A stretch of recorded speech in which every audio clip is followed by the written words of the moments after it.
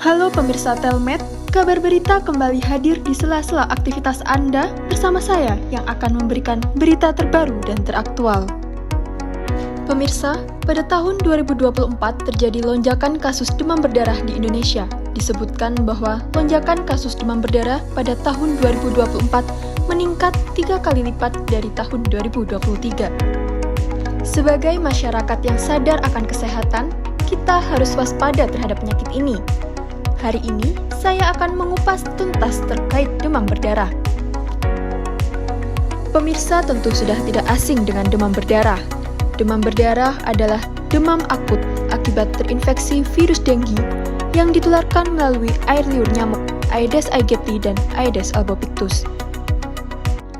Demam berdarah disebabkan oleh virus denggi yang ditularkan ke manusia melalui vektor nyamuk Aedes aegypti maupun Aedes albopictus. Virus denggi sendiri memiliki 4 serotype atau 4 jenis, yaitu denggi 1, den 2, denggi 3, dan den 4. Perjalanan penyakit dimulai ketika nyamuk menghisap darah yang mengandung virus denggi dari seseorang yang sedang terinfeksi demam berdarah. Selanjutnya, virus denggi ini akan menginfeksi saluran pencernaan nyamuk dan berpindah ke kelenjar liur nyamuk. Proses ini dapat berlangsung 8 hingga 10 hari. Selanjutnya, nyamuk betina yang membutuhkan darah untuk bereproduksi akan menggigit kulit manusia sehat dan mentransfer virus denggi ke dalam kulit manusia sehat. Satu nyamuk dapat menginfeksi beberapa manusia. Selanjutnya, ketika virus sudah masuk ke dalam tubuh manusia, akan terjadi fase inkubasi intrinsik yang ditandai munculnya gejala demam berdarah. Fase ini akan berlangsung 4 hingga 7 hari. Perlu pemirsa Telmed ketahui bahwa gejala demam berdarah ini terbagi menjadi 3 fase. Fase pertama adalah fase demam. Fase demam ditandai dengan suhu badan yang tinggi hingga mencapai 39 hingga 40 derajat Celcius. Gejala lain yaitu sakit kepala, nyeri otot dan sendi, serta munculnya bintik kemerahan di kulit. Fase kedua adalah fase kritis. Sangat penting untuk diperhatikan bahwa pada fase ini gejala demam menurun, namun bukan berarti sembuh. Beberapa bisa perbaikan, namun beberapa juga dapat menjadi perburukan kondisi. Pada fase ini juga trombosit mulai menurun secara cepat. Perlu dilakukan pemantauan ketat terhadap munculnya tanda bahaya pada fase ini. Fase ketiga adalah fase pemulihan, di mana bisa ditemukan adanya muncul bintik melingkar membentuk pulau-pulau kecil di kulit. Pada fase pemulihan ini, kondisi pasien sudah mulai membaik. Pemirsa, seperti yang telah disampaikan sebelumnya bahwa pada fase kritis diperlukan pemantauan ketat terhadap tanda dan gejala bahaya.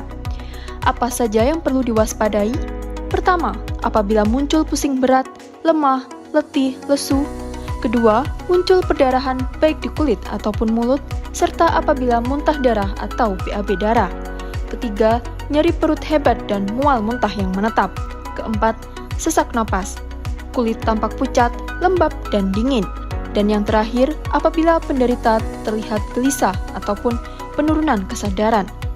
Apabila terdapat salah satu dari beberapa gejala tersebut, segera datang ke fasilitas pelayanan kesehatan terdekat untuk mendapatkan penanganan lebih lanjut.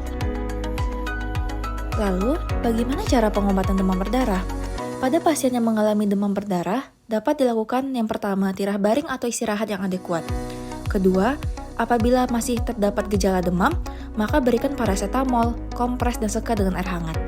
Ketiga, pastikan asupan cairan adekuat.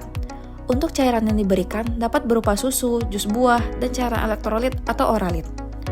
Yang keempat, apabila ditemukan tanda-tanda bahaya seperti pusing berat, lemah, letih, lesu, perdarahan di kulit, mulut, muntah darah, BAB darah, nyeri perut hebat, mual muntah yang menetap, sesak nafas, bahkan penurunan kesadaran, pasien dapat dibawa ke pelayanan kesehatan terdekat.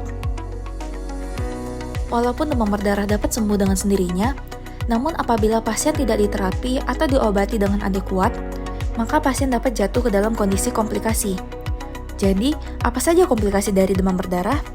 Yang pertama, pasien dapat mengalami perdarahan hebat seperti mimisan, gusi berdarah, peteki dan purpura yang dapat terlihat pada permukaan kulit, serta perdarahan yang pada mata. Kedua, pasien dapat mengalami dengue shock syndrome.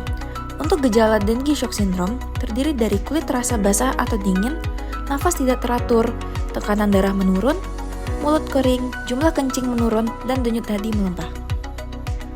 Selanjutnya, akibat adanya kebocoran pada pembuluh darah dapat menyebabkan cairan menumpuk pada jaringan sekitarnya. Penumpukan cairan dapat ditandai dengan gejala yang pertama, terdapat efusi pleura atau cairan di dalam selaput paru-paru. Kedua, pasien akan susah bernafas. Ketiga, didapatkan asites atau penumpukan cairan pada rongga perut pasien. Yang keempat, terdapat mata bengkak.